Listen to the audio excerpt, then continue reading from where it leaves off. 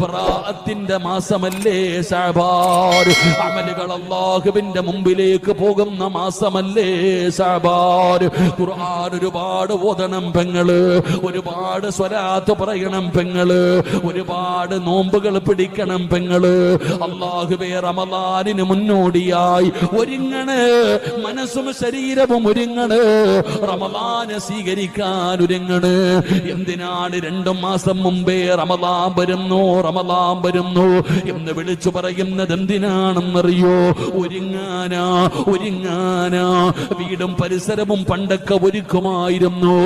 റജബ് വരുമ്പോഴേ വീടും പരിസരവും ഒരുക്കുകയാണ്, വീട് വൃത്തിയാക്കുകയാണ്, റമളാൻ എന്ന് പറയുന്ന അതിഥിയെ സ്വീകരിക്കാൻ.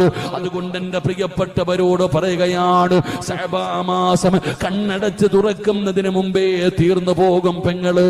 അതുകൊണ്ട് ഒരുങ്ങിക്കോ, എല്ലാരും തയ്യാറായിക്കോ, മനസ്സു നേരെയാക്കോ, ശരീരം ശുദ്ധമാക്കോ. അല്ലാഹുവേ നമ്മുടെ ശീലങ്ങളൊക്കെ മാറ്റൂ.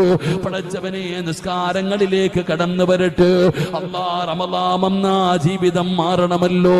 തറാവീഹ് നിസ്കരിക്കണമല്ലോ, തഹജ്ജുദ് നിസ്കരിക്കണമല്ലോ, പകല് മുഴുവനും നോമ്പ് പിടിക്കണമല്ലോ, ഒരുപാട് ദിക്റുകൾ പറയണമല്ലോ, പട്ടിണി ഇരിക്കണമല്ലോ.